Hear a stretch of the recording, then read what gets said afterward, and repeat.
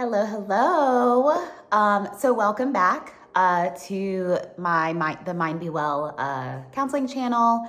Thank you for tuning in. Once again, my name is Alvina Aquay, and I am a licensed therapist where I just make videos on mental health, self-care, and some pop culture stuff.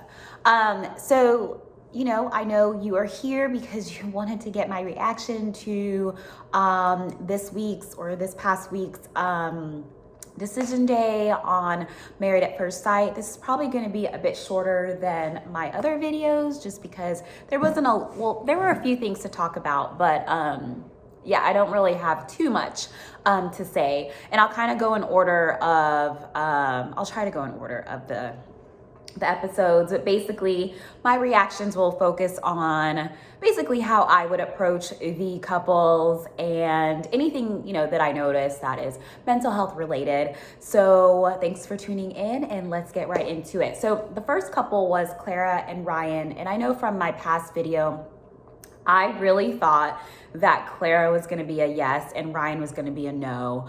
It was, I think during their part, it was good hearing kind of just the positive things that they had to say about each other. And I think that was really the first time that I also heard Ryan provide some of those, positive statements, towards Clara and what she represented and what he liked about her. That has been something that I've been missing. I don't know if you watch this and you have noticed that Ryan has done this, maybe I missed something, but I really loved that aspect. If you want your relationship to work, if you are wanting to make sure that you connect with your partner, one of the things that you're going to have to, do is those, words of those positive affirmations, positive statements towards your spouse to make sure that they understand that like, hey, I really do love you. I really love where this relationship is at. And I think with that being a missing piece throughout the season, maybe because of editing, I didn't get to see that. And so it was good to be able to see that he was providing those words, because that was also her love language. And so either he listened or it was just something he was already doing. So it was good to see that they both agreed and said yes. But hopefully, I think with them, as they continue, hope they continue to just build up on their relationship. Hopefully Clara, like I've said in my past videos, continues to communicate her needs. But also Ryan, I hope that he learns to communicate when he's not happy about things, just because, like I've mentioned, a relationship isn't going to be perfect, but it's working through the challenges, building each other up, challenging each other. Okay. So the next couple I have is Haley and Jake. And I thought from my last video, I really thought that they were going to stay together and try to make it work. That quickly changed for me, where I just felt like Haley was coming for the jugular in a sense. I just felt like she came into that experience. I feel like that was the first time. I know she smiled and laughed, but I felt like her coming into that moment where she was about to make her decision, she looked happy. She looked vibrant. She, put herself together. Like, she looked really good. And it was just like, is this just because it's going to be over? Like, it looked like she felt good. But, at the end of the day, with both of them, I know they both said no. But it was very interesting, especially with Jake, because the one thing I love about Jake is how real he keeps it. He doesn't sugarcoat anything, but he says what's on his mind. Sometimes that could be helpful in relationships, and sometimes that can't be, just because of how other people can take how you say certain things. So it's being very careful in just how you bring up or say the things that you mean.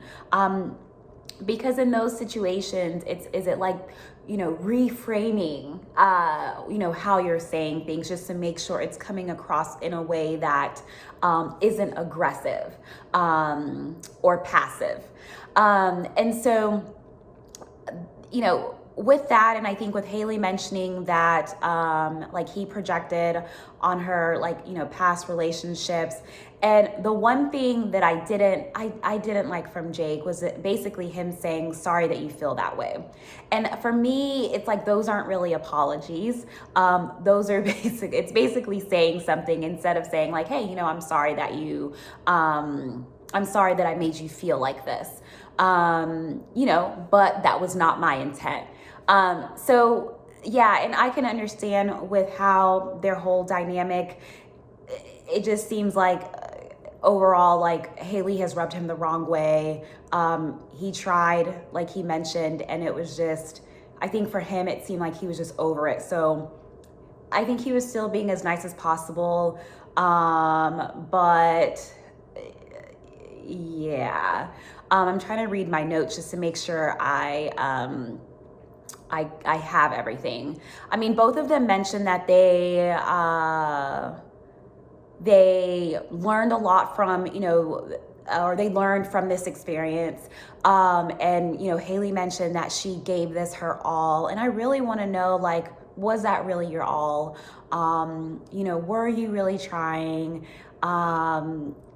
Like, what barriers and what walls did you kind of create and kind of stick to for the whole season?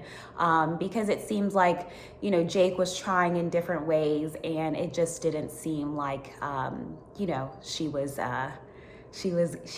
giving in. Like, there were some experiences where I felt like they were happy, they ate, but I feel like she was always, in a sense, judging him. What was really interesting, and I kind of mentioned it, from them saying like, okay, this is something that they learned.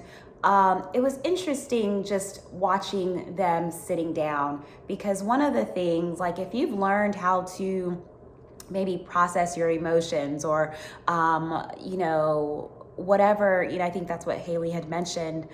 One of the things is, if you process your emotions, then in those moments, it felt like they were just coming for each other once again. So it's like, did y'all really learn a lot from this experience? Are you just saying that?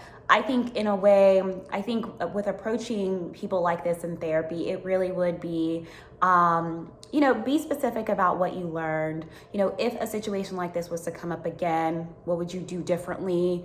How could you approach it? What did you learn from the relationship? But also, what do you need to change on both ends? I feel like that's something to bring up. You know, if you're moving on to a next relationship, what is it that you're going to learn? What is it that you learn? What are you going to take into future relationships? Just so, you know, you create that healthy relationship for yourself. So the next couple is Paige and Chris. So when this started, I really thought that I really didn't know where this was gonna go. Like, we have seen Paige and Chris, the ups and downs of their relationship from what we saw. We have seen her hurt. We have seen her crying. We've seen just him not really acknowledging the things that he has done, or not really seeing a problem with it. And so for him to, in a sense, acknowledge some of the things that he did by apologizing, I think he mentioned something like, "You were the best thing I never cherished." Great statement, great quote. You know, you want to hear that.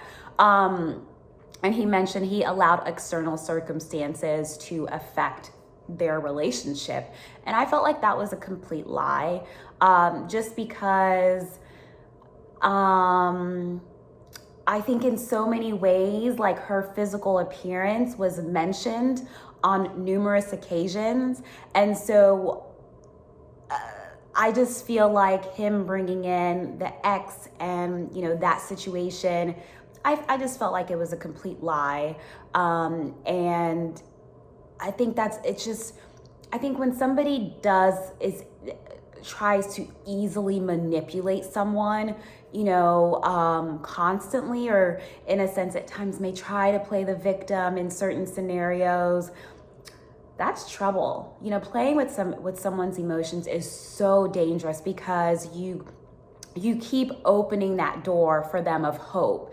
And then you kind of throw them off. Like it takes them away from maybe that self-care that is needed. It takes them aware of just like being able to know, like, is this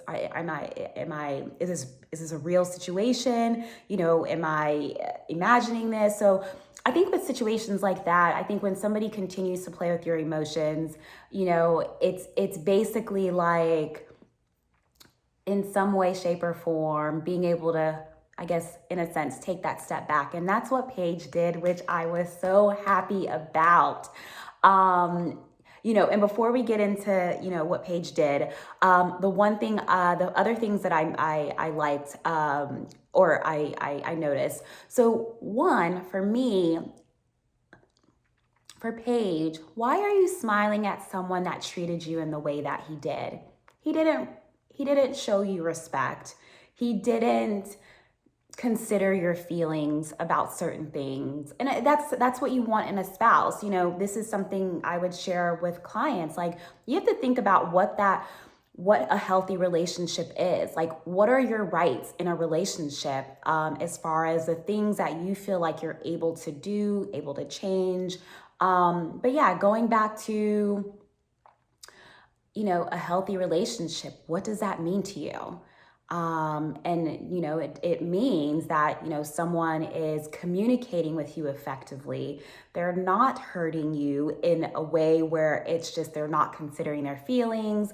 They don't know how to communicate with you in the best way. They are basically, I guess, the line of reality and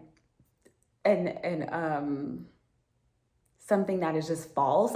It's like, I felt like that line keeps getting crossed. And it's like, you know, when somebody tries to easily manipulate you, tries to put certain things out there to, in a sense,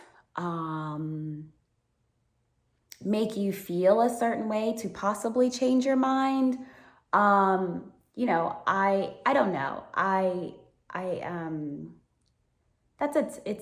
Yeah, I was not, yeah, I have no words. But also, you know, one of the things, Chris still can't control his emotions, because in one minute he's being emotional and sharing something that happened to him. Another minute he's getting, he's basically going off on the experts. So I think with him, it's just like, yeah, regulating your emotions, learning how to do that, learning how to not be impulsive all the time. Because when you're impulsive, you know, that leads to saying things that maybe you may regret, you know, in that moment, or lashing out, or just doing things where maybe when you're mentally clear, maybe you wouldn't do those things. So I think I'm still noticing that he has some challenges in controlling his emotions. And, you know, I think you have to work through that, before that healing needs to happen. I don't know what things have happened to him in his past, but I feel like a lot of healing needs to happen with him. And maybe it's starting from just, you know, as a child. But for me, I would approach that and just kind of understanding, childhood experiences and how, you know, what his emotions, where those emotions come from, and what is that quick impulsive things that he does, either from also getting up from a situation that's uncomfortable. Because in a situation, you want to make sure, yes, it's uncomfortable, but you're also an adult to try to be in that space to be like, you know what, it's uncomfortable in this moment, but I'm gonna push through it. Maybe I do need a timeout, and maybe we can talk about something else. But in these moments, and, you know, getting up kind of at times can take you away from kind of what's going on. So I'd also like try to understand, like, what for you when you get up, what does that mean? So yeah. Let's see. And another thing that I noticed about the Chris situation is, and Chris and Paige, is that whenever he's ready to do things, then that's when it's okay. And it's kind of like, no. I think in any relationship, there has to be a balance. It shouldn't just be when you're ready, somebody's ready, then okay, that's when, things are just sprinkles and sprinkles and rainbows. And it's like, no. I think you also have to put in the work. And what work did you put in, throughout these 8 weeks? What work did you put in, prior to, hearing about the news of your ex being pregnant?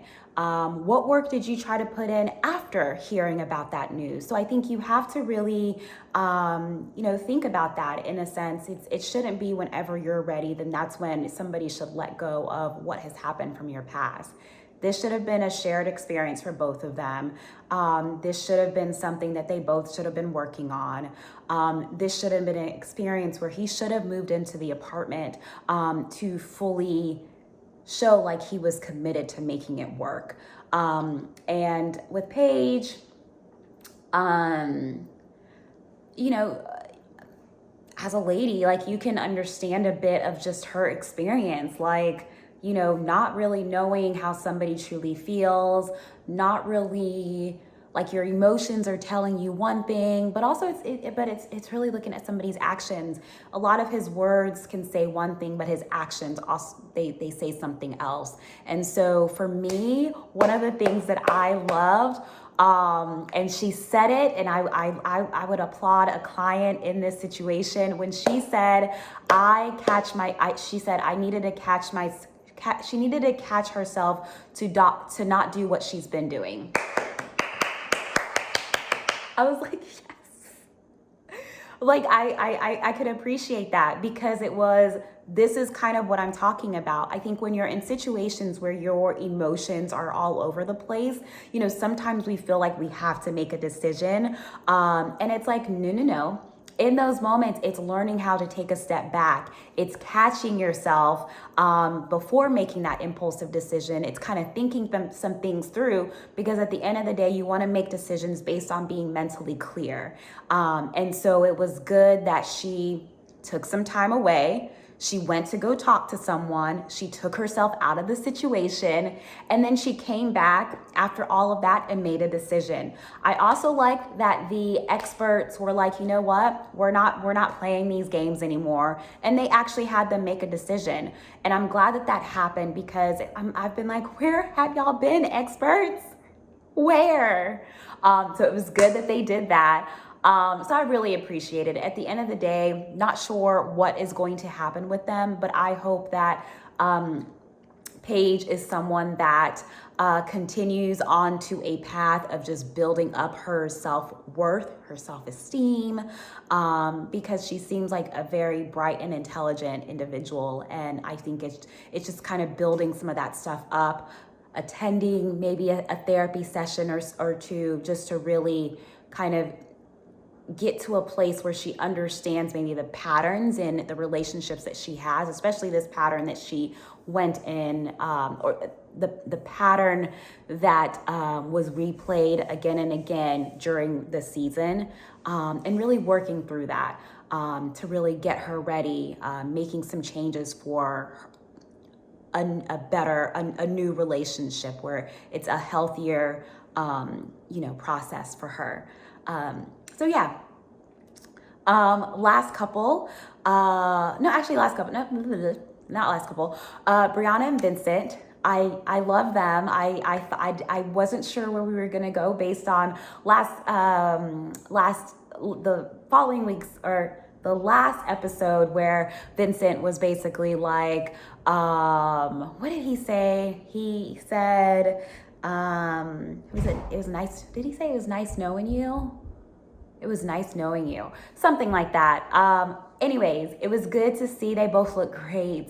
I feel like they, in a sense, still need, have work to do, but it's, this is a relationship, this is a marriage. And so I think it's being able to meet each other where they're at, working on some things. I thought it was cute that he surprised her with cheesecake as a way to ask her to marry her again. Brianna did say, one thing, she did say, you know, I cannot change myself to be what he wants me to be. And that's very true. But I think also one of the things, like I've mentioned in my previous videos, is just that you have to learn about the way, like the things that you may need to change. You know, maybe there's a lot of great qualities about her. She's very successful, very gorgeous, bright, you know, Black woman, you know, her hair was popping. I loved it, or the makeup, everything. But also, like we've talked about, the way you assertively say things, like it could come off a little bit rude. So I think being able to make those adjustments in how you say things, but we're not talking about that. We talked about that in my last video. And so I like that they both said yes. Very excited to see the reunion, to see kind of where they're at with things. Last but not least is Virginia and Eric. You know, don't have much to say here. It was good that both of them said yes.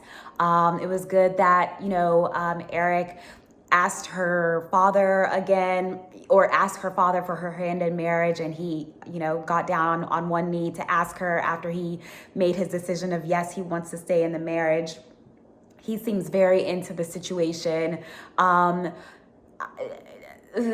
You know, I feel like there's still a bit of hesitation with Virginia, but with them, I think once again, like I've said with the couples, this is just something that, you know, hopefully they build on their relationship. They really build on some of the things that they need to work on.